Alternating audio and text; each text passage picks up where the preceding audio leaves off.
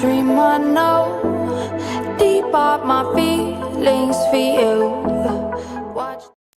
Hello reality viewers, welcome back again to Reality Latest Gist, the home of news and politics.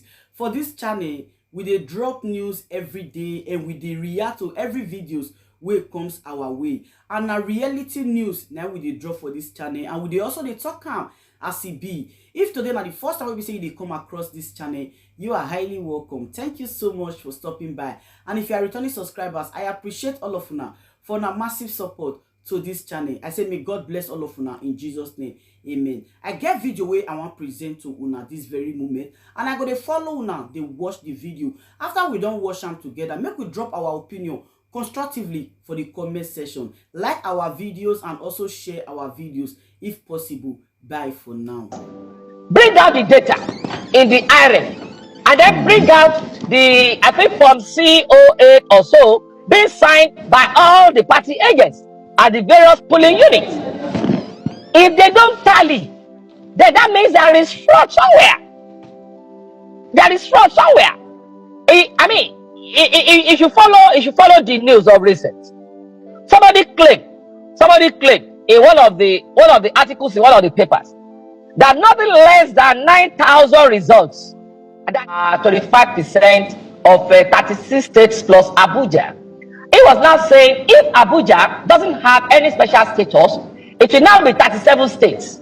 Okay, now the question now is this: what is the 25% of 37 states? Because before we're looking at 24 states plus Abuja. Let me also liken this to this analogy, whereby when you want to seek admission into the university, they will tell you 5 credits plus English and maths. Now, if you have 7 credits and you don't have English and maths inclusive, will you be given admission? No.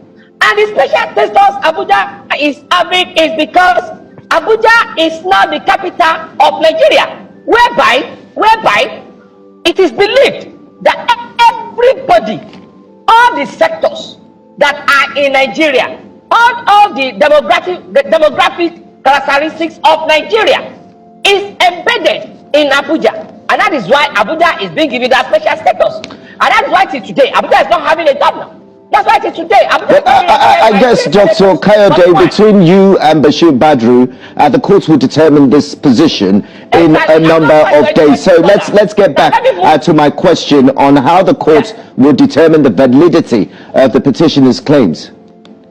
Well, to determine the validity of the claims of the petitioners, it's very easy. One, bring out the data in Beavers, bring out the data in the iron, and then bring out the, I think, from COA or so, being signed by all the party agents at the various polling units. If they don't tally, then that means there is fraud somewhere. There is fraud somewhere. If you follow the news of recent, somebody claimed in one of the articles in one of the papers that nothing less than 9,000 results, that INEC will not be able to present up to 9,000 results to the tribunal due to various mutilations that has happened to that. But then the question is that true? Let them bring it to the court. Then let the judges look at all those things. If they are true, then where do we go from there?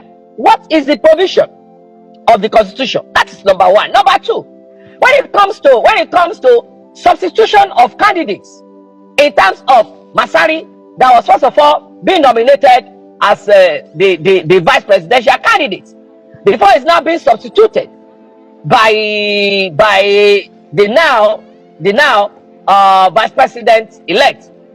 Is that the provision of the Constitution, or rather, what are the provisions of the Constitution as regards that? All right, let's go further.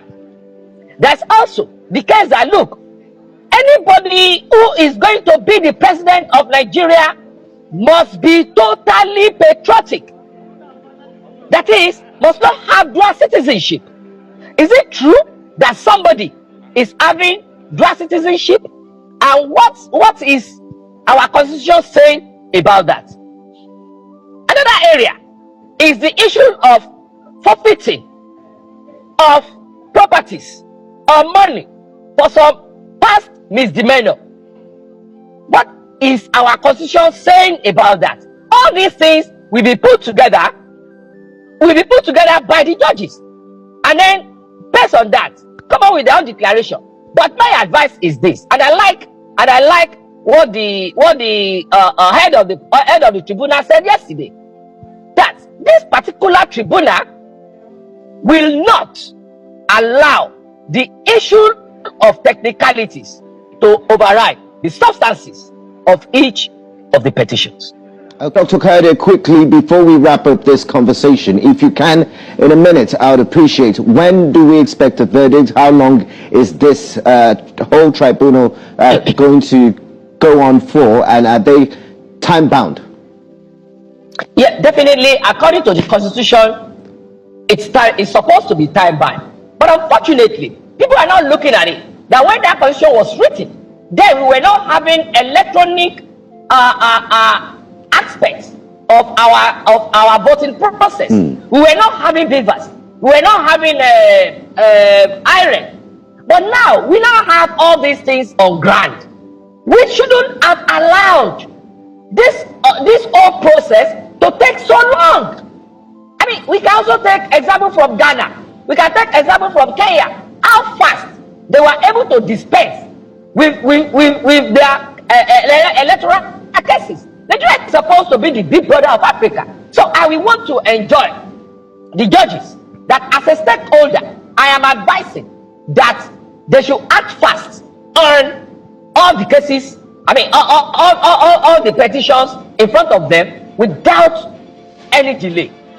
Based on the fact that we have the beavers, the iron, and then the sign from CO8 or so a different polling unit. So it shouldn't be difficult for anybody to just wrap up these cases within few days.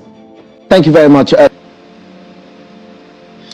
So guys, you have seen it for yourself that it is very, very obvious that Bola Ahmed Tinubu is going to return his certificate of return.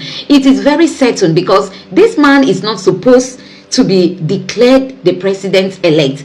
And we all know the questionable character that INEC chairman displayed, you know, having come out so early by 4 a.m. in the morning while people were still sleeping to declare Bola Ahmed Tinubu the winner of this election. That alone indicts the INEC chairman because he knew he was not doing the right thing, because he knew he was not being fair to the Nigerian people. And that's why he came out at such odd hour to declare Bola Ahmed Tinubu the winner of this election. So guys, we can't wait to see how our judges handle this petition. We can't wait to see what they are going to say around Bola Ahmed Tinubu's dual nationality, what they are going to say about FCT, the 25% we've just talked about, and other things that have been filed in the petition before them. So guys, we look forward to seeing the judiciary dispensing justice and nothing but justice. Please don't forget to subscribe to my channel, turn on the notification bell. Please give this video a like so that YouTube can recommend it to others, and let me know what you think in the comment section below. Thank you.